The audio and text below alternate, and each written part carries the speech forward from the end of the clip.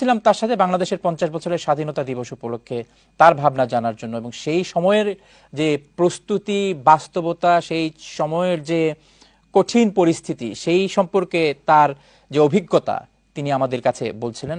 অত্যন্ত সাবলীলভাবে, আসলে একজন সিনিয়র ব্যক্তি হয়েও তিনি যেভাবে সাবলীলভাবে বলছিলেন, অনেককেই অনুপ্রাণিত করে। আপনার কাছ থেকে জানতে চাইবো, এই যে 50 বছর আমরা পালন করতেছি, স্বাধীনতার 50 বছরে আমরা উপনীত হয়েছি, এখনো তো বাংলাদেশ অনেক ধরনের চ্যালেঞ্জের মুখোমুখি আছে, অনেক ধরনের ঝামেলার মধ্য দিয়ে যাচ্ছে। তো এই সময়টিতে আপনার প্রত্যাশা কি, বাংলাদেশের কাছে আপনার প্রত্যাশা কি? আমি প্রথমেই আজকে বাংলাদেশের এই 50 বছর সুবর্ণ জয়ন্তীতে আমি স্মরণ করছি স্বাধীনতার জন্য জীবন দেওয়া আমাদের মুক্তিযোদ্ধা এবং 30 লক্ষ শহীদ মা বোন, 2 লক্ষ মা বোনদের যাদের তাদেরকে স্মরণ করছি। আমি স্মরণ করছি জাতির জনক বঙ্গবন্ধু শেখ মুজিবুর রহমানকে।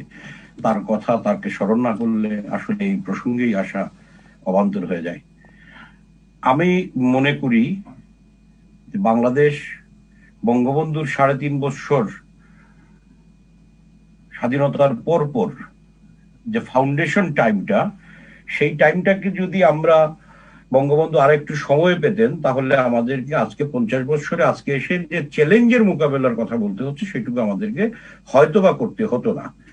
কারণ আমি বিগত কয়েকদিন ধরে আপনার কিছু পড়াশোনা করে যে জিনিসটা খুঁজে পেলাম, যে 74 সালে বাংলাদেশের জিডিপি হয়ে গিয়েছিল 7%। জি। আপনি চিন্তা করেন একটা যুদ্ধ বিধ্বস্ত দেশকে, যেখানে কোনো অবকাঠামো নেই, যেখানে আন্তর্জাতিক স্বীকৃতি নেই, যেখানে আন্তর্জাতিক স্বীকৃতি সাহায্য নিয়ে নানান ধরনের চক্রান্ত, আপনারা জানেন 74-এর দুর্ভিক্ষ, বঙ্গবন্ধু সেই সব মোকাবিলা করে বাংলাদেশকে একটা কাঙ্ক্ষিত লক্ষ্যে 7% জিডিপিতে নিয়ে এসেছিলেন। সেই সময় 7% জিডিপি অনেক দেশেরই ছিল না। বঙ্গবন্ধু সেই বলিষ্ঠ নেতৃত্ব আমরা দুর্ভাগ্যজনক ভাবে 1975 সালে হারিয়েছি।